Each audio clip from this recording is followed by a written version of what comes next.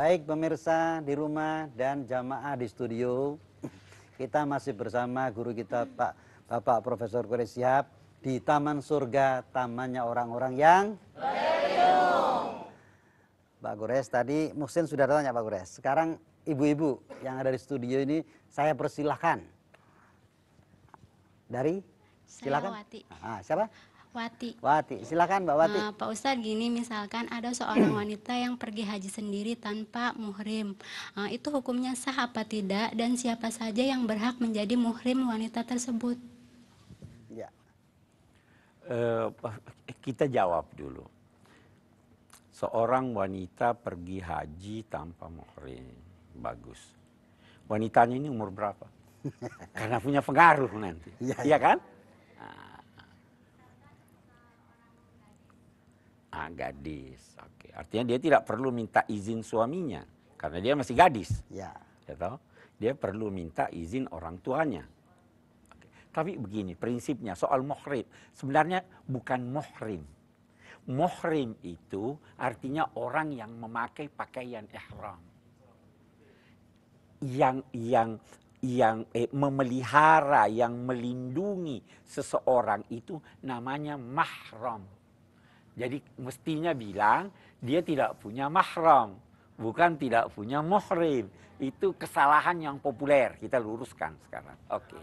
Nah, mahram itu tujuannya adalah memelihara, membela seseorang yang lemah, dalam konteks ini perempuan, dari gangguan orang lain.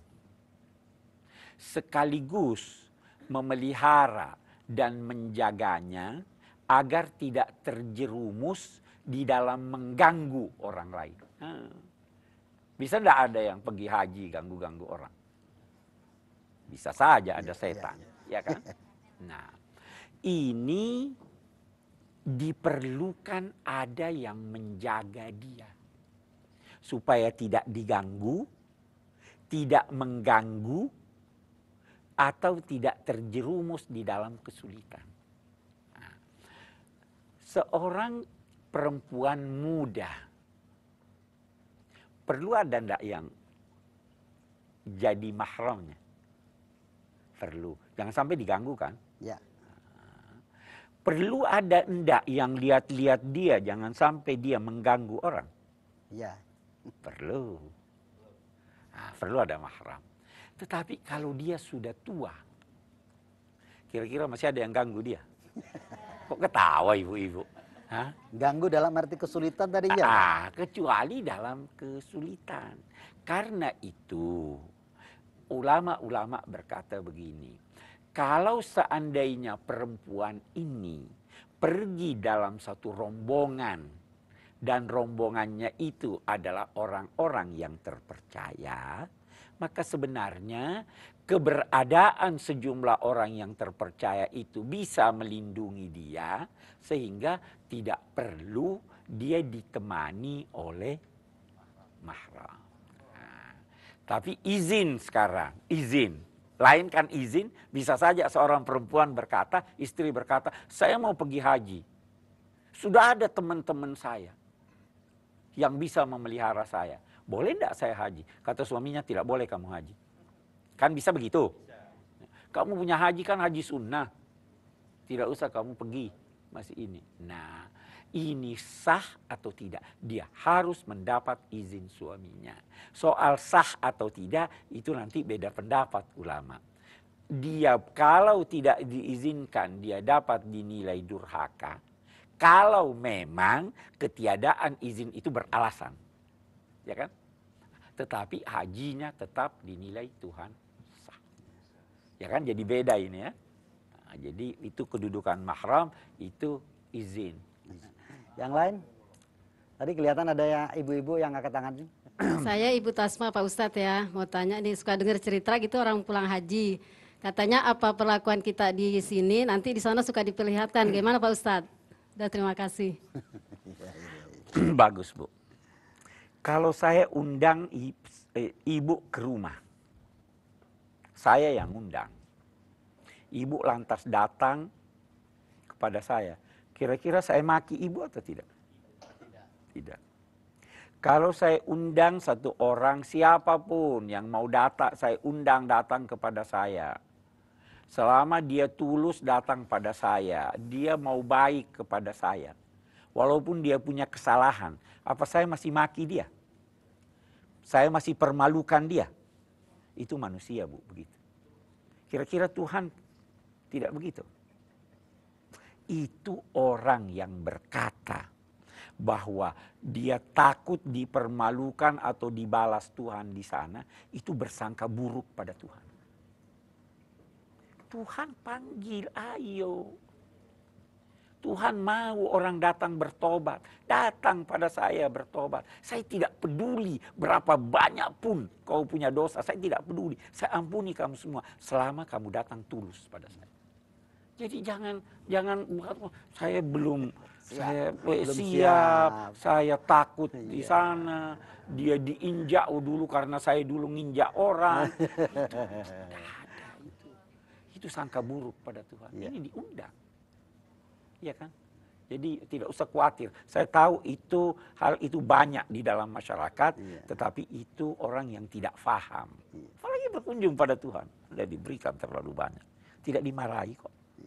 Kembali kepada arti haji tadi Pak, menuju satu tempat tertentu, waktu tertentu, dengan cara-cara tertentu. Mungkin 10-20 tahun yang lalu barangkali ini berkaitan dengan waktu tertentu Pak.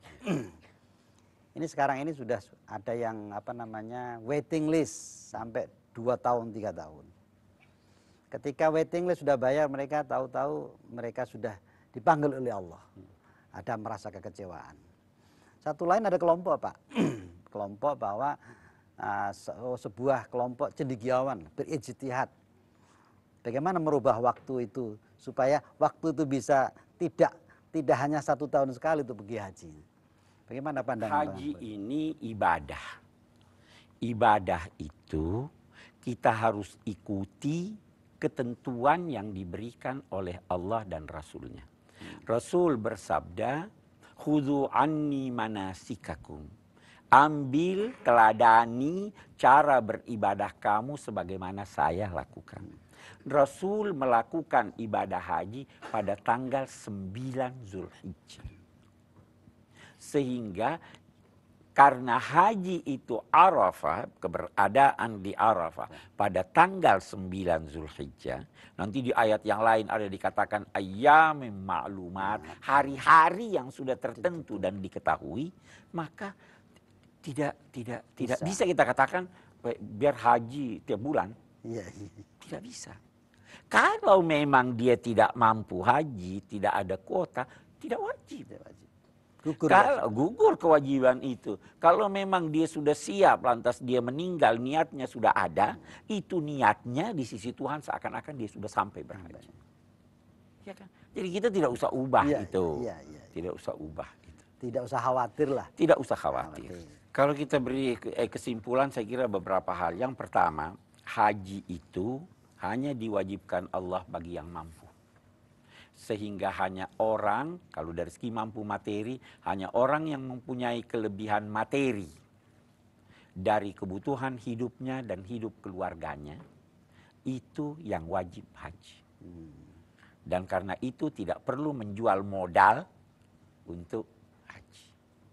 Yang kedua, haji itu yang ditekankan oleh Allah Subhanahu wa Ta'ala adalah ketulusan hati. Lillahi ala nasi hajjul bait. Yang ketiga, jangan pernah beralasan takut mendapat balasan Tuhan ketika melaksanakan ibadah haji. Karena Allah Maha Pemurah, Dia mengampuni, menyambut dengan baik siapapun yang datang kepadanya selama tulus.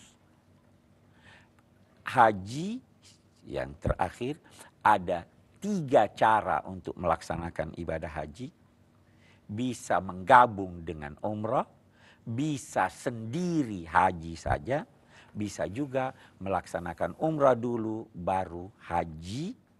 Ketiga cara itu kita dapat nilai setingkat sesuai dengan kemampuan dan pilihan masing-masing. Saya kira itu kesimpulan sementara tentang haji. Terima kasih Pak Kunas. Terima kasih. pemirsa di rumah dan jamaah di studio. Maka berakhir barangkali pertemuan kita kali ini. Kita akan bahas di episode yang akan datang soal haji mabrur. Karena keterbatasan waktu kita batasi saja soal haji. Sebelum saya mengakhiri, saya akan sampaikan terima kasih kepada ibu-ibu, bapak-bapak dari Majelis Taklim Hikmatul Ilmi. Begitu juga kepada sahabat saya, Muhsin.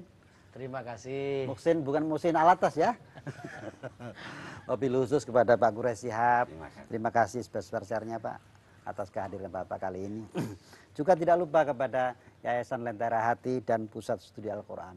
Saya Mansur Sairozi, kurang lebihnya mohon maaf. Wassalamualaikum warahmatullahi wabarakatuh. Waalaikumsalam warahmatullahi